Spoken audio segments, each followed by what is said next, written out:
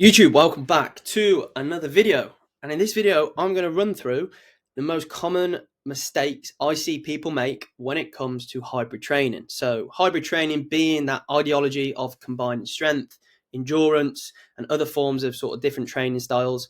I'm going to run through why people make mistakes and maybe not make as much progress as they want to or as they may believe they should be doing. So when we look at why your progress is limited. Now, you're probably training hard in the gym, you're running plenty sort of miles, kilometers, racking them all up, but you're noticing that maybe after a few weeks and months that your strength is plateauing and maybe your running is not improving. So you might not be getting faster, or the longer you run, the harder it is getting. Okay, so why is that the case? So first of all, when it comes to hybrid training, you want to be following some form of structure. In training in general, you want to be having some form of structure. Okay, going into the gym or looking at your week, knowing right, Monday is this, Tuesday is that, Wednesday is this, Thursday, da da da da. Okay, because training without a plan is spinning your wheels. Okay, you're just going through the motion, not knowing if you're progressing, not knowing where you're going, what you're doing. You're just going to slow your progress down a lot. Okay, random workouts are not going to help build progression or help get you closer to that end goal, because we know that from a strength perspective in the gym, you want to be applying progressive overload. So that means each week trying to increase the reps, the weight, your form, limiting rest time or less rest time than normal. That's going to be some form of progress on that exercise. So if we're changing that exercise every other week, it's going to be very hard to actually measure, are we getting stronger? Are we improving? If you do a dumbbell press one week, next week you do an incline bench press, the next week you then do a flat chest press machine, the next week you do a Smith machine, and then you go back to a dumbbell press, but this time the incline's different, and you can just see it's going to be very hard to sort of see whether or not you're getting stronger. And it's obviously the same with your running as well. But strength and endurance both need periodization, and that means structured phases of focus. So when we look at hybrid training, this is something that I'm now in the what's the word? Moving into that next phase. So I've just come off the back of a 10-week ultra marathon training block. So for me, that training block was very much a case of lots of zone 2 training, some higher intensity stuff just to try and mimic heart rate that will be the case when doing the ultra marathon, which happened. And also just staying injury free and focusing especially on my hips, my glutes, my hamstrings, my calves. So a bit more of my posterior chain, because I know that running a 50-kilometer ultramarathon on trails is going to require a lot of those muscle groups. So the main focus was the running, and then strength assistance, and then some upper body stuff, just because obviously, again, it's still very much important, but it wasn't the top of the list out of all of the priorities. So now I've come to the back of the ultramarathon. My next phase is now going to be more of a strength block, where I almost flip the priorities around. So for me now, overall full body strength on the main lifts, your push, your pull, your carries, your rows, your big lifts, hinges, etc. That's my main focal point. So that is my priority. And then my secondary priority is going to be cardio, where it's going to be more of a maintenance phase. So it's going to be less volume than what I have been doing, but I'm not stopping it completely. I'm just keeping it there as low maintenance, because that's not the main focal point. But again, in 4 months' time, when this phase ends, coming into next year or maybe a little bit later on, then I will switch again depending on what my goal is. If it's a triathlon or doing some form of other endurance event, then obviously I will have to change that. So you need to make sure that you are prioritizing, in my opinion, one slightly more than the other. Otherwise, you're just going to stay very average at both, which is not ideal. So that is what I would be looking at doing. But the main thing is having a clear structure.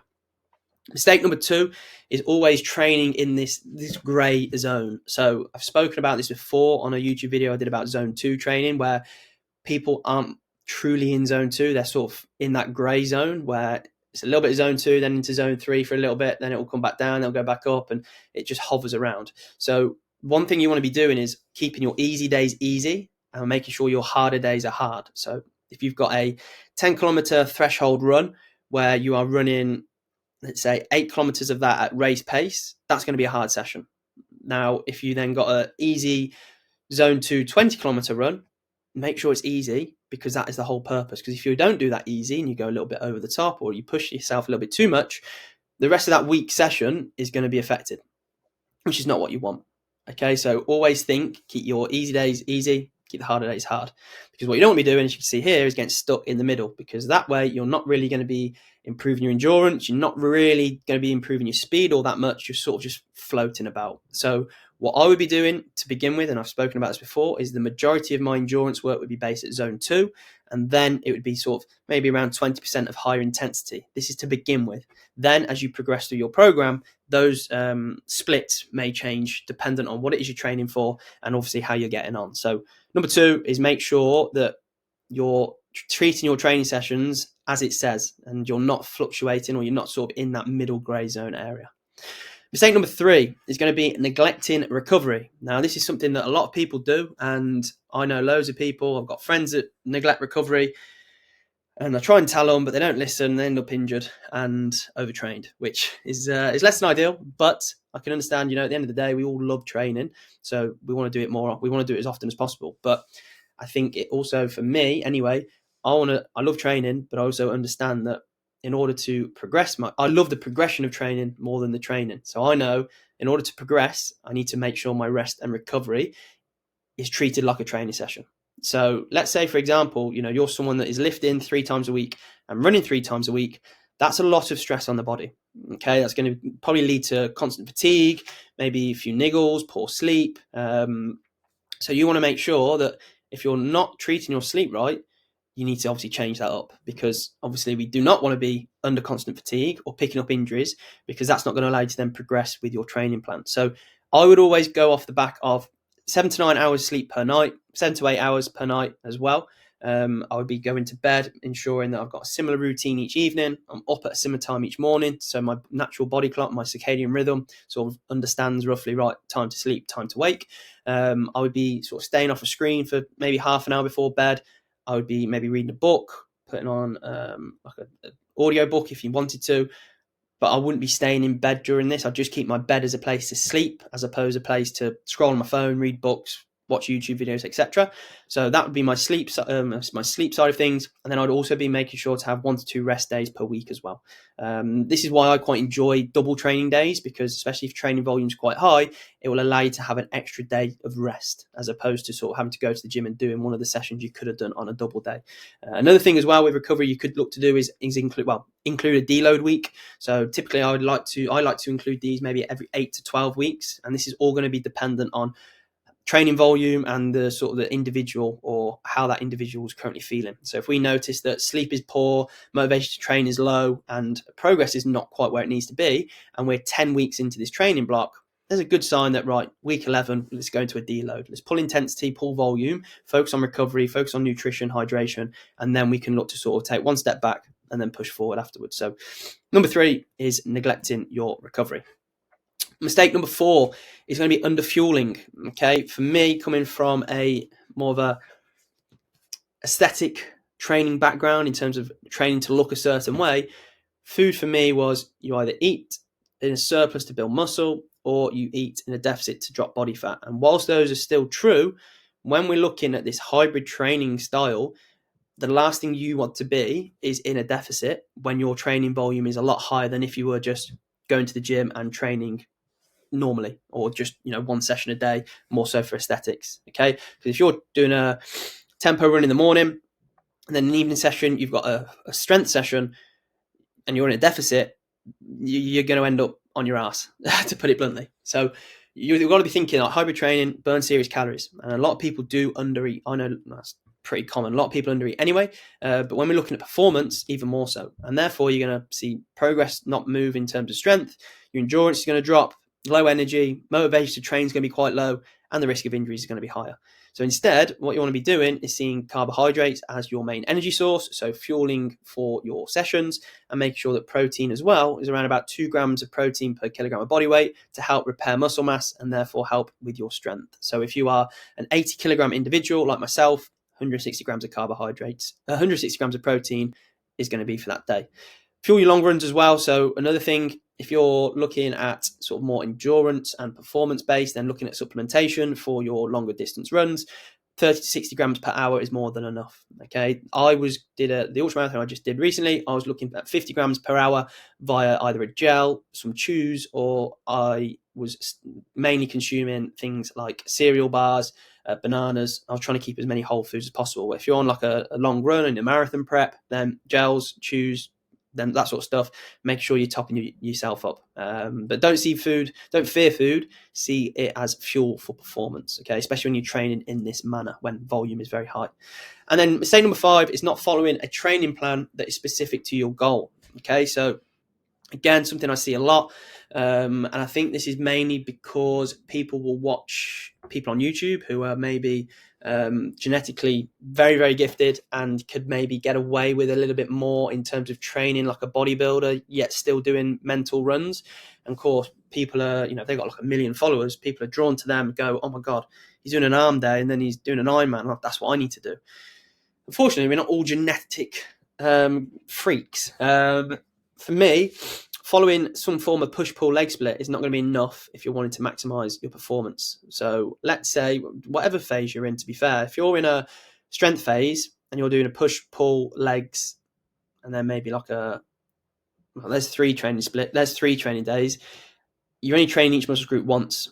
If you're training 4 times a week, you may want to you could do a push-pull legs and then an upper body, or you could do upper lower rest, upper lower. That's my favorite split. If you're training 4 days a week, if you're someone who trains 3 days a week, I would go with a full body approach. So I'd go full body push, full body pull, and then a full body session. So you want to make sure that your training plan aligns with the goal. So talking for myself, I just did my ultra marathon, which is 50 kilometers. I did 3 gym sessions, and then for the last 2 weeks, it was 2 gym sessions, just because of volume, and I was obviously tapering down, wanting to focus more on recovery. But for the majority of those weeks, I was doing 3 gym sessions that were all full body.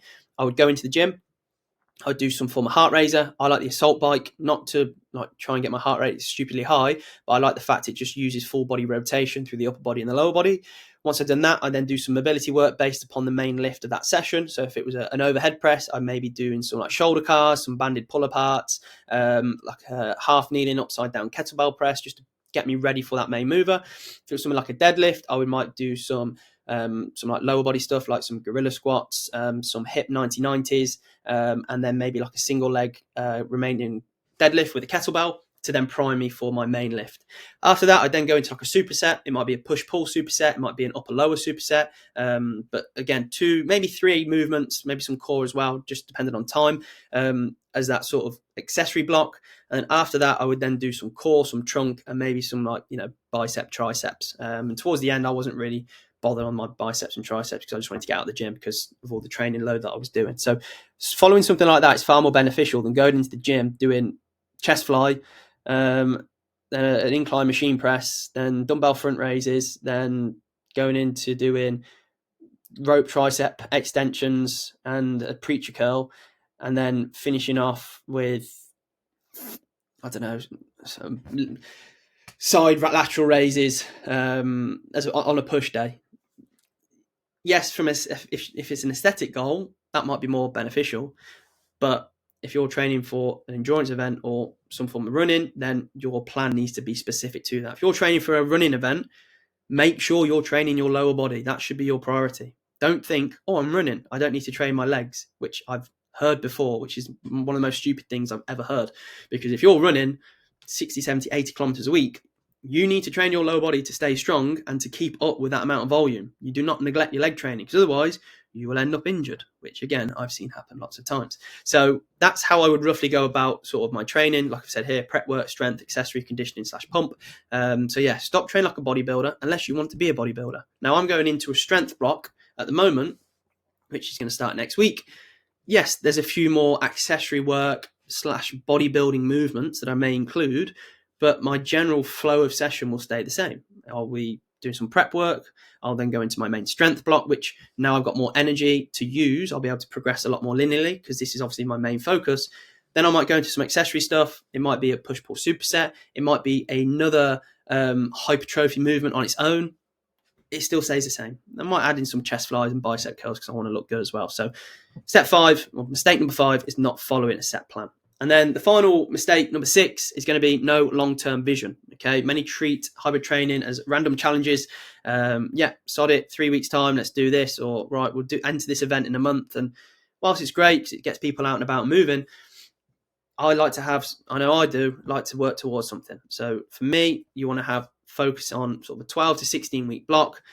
Periodization is going to be key in terms of, right, weeks 0 to 2 is build phase, then it might be weeks 2 to week 10 might be your peak, then you might deload and then repeat. Okay, so have a long-term vision and a goal.